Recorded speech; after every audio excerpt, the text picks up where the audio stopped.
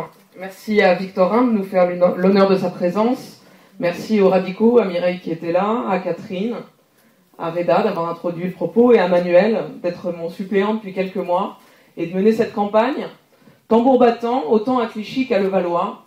Mais pas seulement à Clichy et à Levallois, parce que dans ce département, il y a 24 cantons renouvelables, 23 en théorie, mais finalement 24, selon les petits arrangements que vous connaissez d'Isabelle Balkany, qui n'a pas souhaité se représenter sur ce canton, et qui a fait démissionner l'élu du canton sud de Levallois, qui n'était pas renouvelable, afin de s'assurer une place au Conseil général. Donc nous sommes à 24 cantons renouvelables, et nous menons une campagne unie, parce que nous, les socialistes et nos partenaires, nous sommes unis autour d'un programme, un projet sur lequel nous avons travaillé tous ensemble, un projet que nous portons dans tous les cantons, un projet pour gagner d'abord nos cantons, et un projet ensuite pour faire basculer la majorité au sein de cette assemblée. Cette assemblée où la droite se déchire. Et la droite, elle se déchire, mais si elle se déchirait pour les habitants et pour un projet pour les habitants, ça pourrait s'entendre, projet contre projet, et intérêt des habitants. Mais elle ne se déchire que pour des postes, et que pour du pouvoir. Pour certains, il s'agit de continuer à s'attirer les bonnes grâces de Nicolas Sarkozy, sa protection, et nous à Levallois on sait ce que ça veut dire, puisqu'on a les bons amis de Nicolas Sarkozy qui dirigent notre municipalité. Et puis pour d'autres, eh bien, il s'agit de conquérir sa part de pouvoir et d'essayer de tirer un trait sur ce qui s'est passé avant, mais toujours dans son propre intérêt, sans jamais se préoccuper des habitants. On voit bien qu'ultimement, pour certains, c'est mettre Jean Sarkozy à la tête du département, pour continuer sur une ligne Pasqua-Sarkozy, et puis pour d'autres, comme aujourd'hui le président Patrick Devedjian, eh bien il s'agit de conserver sa place. Alors ceux qui s'opposent à Patrick Devedjian aujourd'hui le font alors que depuis des années, ils ont voté toutes ces délibérations, soutenu toutes ces politiques, sans aucune exception, et à chaque séance. Ils se rebellent aujourd'hui, et pour se défendre, Patrick Devedjian se fait aujourd'hui le chantre de la solidarité. Eh bien c'est une nouveauté, nous la prenons, puisque dans notre département, qui a un budget d'1,8 milliard d'euros par an, nous ne consacrons que 56% de ce budget aux dépenses de solidarité. Si l'on veut comparer avec d'autres départements, à Paris, on est à 67%. Dans le Nord, on est à 71%. Et dans la majorité des départements de France, la moyenne se situe à 60%. Imaginez 5 à 10% de plus ce que cela représenterait pour les habitants des Hauts-de-Seine en termes d'aide concrète, d'aide sociale, en matière d'aide personnalisée à l'autonomie, de prestations de compensation du handicap, de RSA, d'aide à l'insertion. Voilà tout ce que l'on pourrait faire si ce département était réellement un département solidaire. Et Manuel et moi, et beaucoup d'entre vous, nous avons fait de nombreux porte-à-porte, de nombreuses rencontres.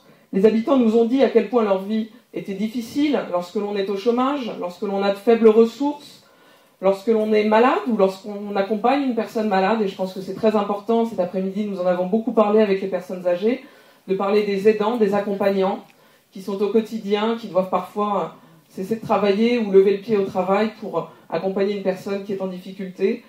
Nous devons, nous, en tant que socialistes, mais également en tant que personnes attachées aux valeurs de solidarité, eh bien, nous battre pour eux, surtout dans ce département où nous avons les moyens de le faire. Parce que le département des Hauts-de-Seine n'assume pas ses responsabilités. En matière de RSA, qui remplace le RMI, on a recours à des sociétés privées, alors que les travailleurs sociaux d'insertion font très bien leur travail, qu'ils ont des résultats bien plus efficaces que des sociétés privées qui coûtent 2 fois plus cher que d'avoir recours à des travailleurs publics sociaux d'insertion, pour des résultats aujourd'hui qui se révèlent inefficaces. Le département transfère aussi sur les communes le financement des espaces d'insertion.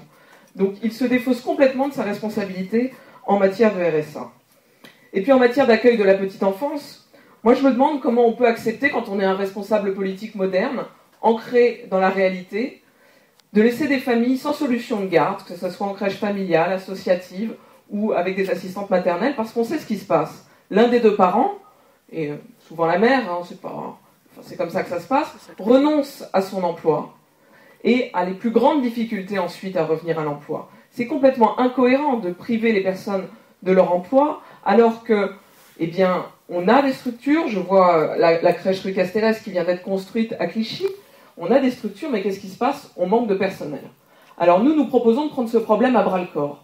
Prendre ce problème à bras-le-corps, eh bien, il y a déjà une section à Clichy au lycée Offray sur la formation des personnels de la petite enfance, mais c'est aussi créer une école départementale de formation des personnels de la petite enfance avec une bourse et en contrepartie de cette bourse, l'engagement des étudiants, des nouveaux personnels, de rester quelques années sur le département afin que les postes soient enfin pourvus, que lorsque les crèches sont construites, comme c'est le cas à Clichy, on puisse accueillir les enfants. En matière de handicap, on a parlé tout à l'heure de la MDPH, la Maison départementale du handicap. Comment peut-on envisager de n'avoir qu'une seule structure à Nanterre lorsqu'il s'agit de s'adresser aux personnes handicapées, de leur trouver les allocations dont elles ont besoin, de les aider à accéder à l'emploi, de les aider à aménager leur logement? Comment peut-on imaginer qu'il n'y ait qu'un seul lieu dans ce département, à Nanterre, et aucun relais dans chacune de nos villes? Nous, ce que nous proposons, c'est qu'il y ait des relais de la Maison départementale du handicap dans chacune des villes. Et à Levallois, puisque bon, on est en terre clichoise, mais quand même le canton est à Clichy et à Levallois, le maire actuel s'est employé depuis qu'il a été élu en 83, même s'il a une petite période d'intérim, mais ensuite de 95 à 2001, mais il s'est toujours employé à fermer les centres publics de santé, les dispensaires. Et aujourd'hui, qu'est-ce qui se passe? Les personnes qui ont le moins de moyens, qui n'ont pas de mutuelle, elles ne peuvent pas se soigner sur la ville de Levallois, elles vont jusqu'à Saint-Lazare, elles vont à Clichy. Et donc, ce que nous proposons, c'est un centre public de santé à Levallois, qui serait également un relais de la Maison départementale du handicap. Et puis, évidemment, plus de moyens à cette Maison du handicap. On en parlait avec Alexis, il n'y a qu'un seul ergothérapeute à la Maison départementale du handicap. C'est quand même une aberration dans un département qui, je le rappelle, a largement les moyens de faire que chacun vive correctement et dans une politique de solidarité ici. Ce qu'attendent les habitants de notre canton, et ils nous l'ont dit au cours des nombreux porte-à-porte que nous avons tous faits, nous sommes arrivés, j'ai fait un calcul rapide, à plus de 4000 portes. Donc ce sont quand même de nombreuses personnes qui nous ont fait part de leurs problèmes. Ce qu'elles attendent, c'est de pouvoir se loger décemment dans les endroits où elles ont vécu, dans les endroits où elles ont leur famille, que les personnes âgées puissent rester auprès de leur famille, que les jeunes puissent acquérir leur autonomie et rester dans un environnement qui leur convient, dans lequel ils ont grandi, et ce n'est pas le cas actuellement. Nicolas Sarkozy, président du Conseil général, s'était engagé à financer 3300 logements sociaux par an. Il n'y en a eu que 2200. Nous, nous en proposons 5000. Et ce n'est pas 5000 toujours dans les mêmes endroits, c'est 5000 partout dans le département. Parce qu'il n'est pas juste que certaines communes fassent seules de la mixité sociale. Toutes doivent le faire. Et c'est une richesse pour nous d'avoir de la mixité sociale dans nos villes. Moi, j'ai grandi à Levallois un peu avant l'ère Balkany. Quelle richesse à cette époque, quand Levallois était encore une ville avec des quartiers populaires qui se mélangeaient avec une carte scolaire mélangée dans toutes les écoles de la ville. Quelle richesse d'apprendre de l'autre. Et aujourd'hui, tout cela à Levallois, eh bien, c'est en train d'être balayé. Et donc, il faut reconstruire du logement social. Mais pas du logement social à la Balkany. Parce que lui, il dit, oui, j'atteins les 20% de logements sociaux de la loi SRU. Mais quand on fait du PLS, quand un 2 pièces, c'est 600 € du mètre carré, et qu'on ne construit que cela, parce que c'est bien aussi de faire du logement intermédiaire, pour qu'il y ait de la mixité dans certains quartiers, et c'est tout à fait utile, mais il fait ses logements sociaux à Levallois alors qu'il n'y a plus de logements très accessibles. Il fait des logements perles, des logements qui reviendront dans le patrimoine privé au terme de 15 à 17 ans. Donc nous serons bien en dessous des 20% de logements sociaux. Et donc il faut une politique volontariste au Conseil général pour construire des logements sociaux dans toutes les villes et pour tous les habitants. Et puis les parents, qu'est-ce qu'ils attendent? Ils attendent une bonne éducation pour leurs enfants.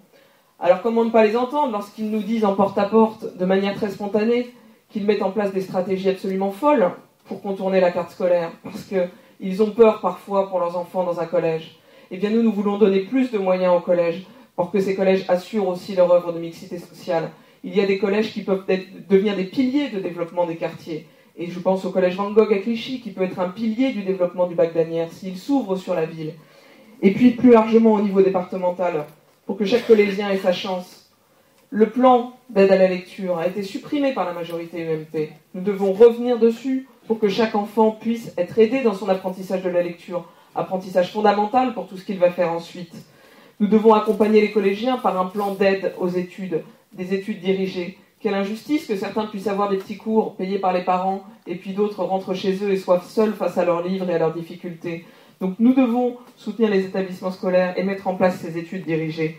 Et puis, dernière injustice dans les collèges, l'absence de quotient familial sur les voyages, les activités culturelles, les activités de loisirs. Alors, on doit aller, une personne, pour que son enfant puisse participer à un séjour, doit aller personnellement demander une aide ponctuelle, alors que s'il y avait un quotient familial sur toutes ces activités, il n'y aurait pas de différence entre les enfants sus de l'établissement. Chaque parent remplirait en fonction de ses ressources une fiche qui lui permettrait d'envoyer son enfant sans avoir à demander une aide, tout à fait normalement, puisque c'est la solidarité. Chacun paie en fonction de ses ressources. Et cela, ça n'existe pas dans ce département. Et ce n'est qu'à ce prix que nous pourrons assurer la réussite des collégiens et la réussite de tous les collégiens. Alors vous le voyez, nous nous battons pour un projet, pour des habitants, pour en finir de cette gouvernance des clans, de ces scandales financiers.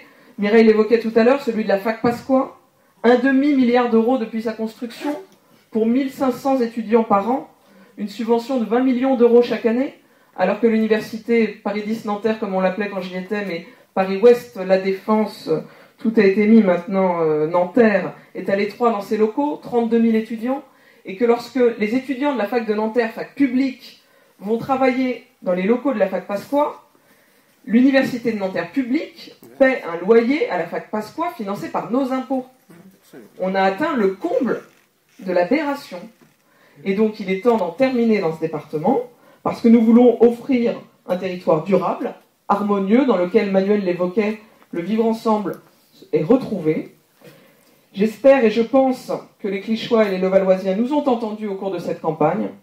Il nous reste 2 jours pour finir de les convaincre, 1 semaine ensuite pour reprendre ce canton à cette droite arrogante et injuste.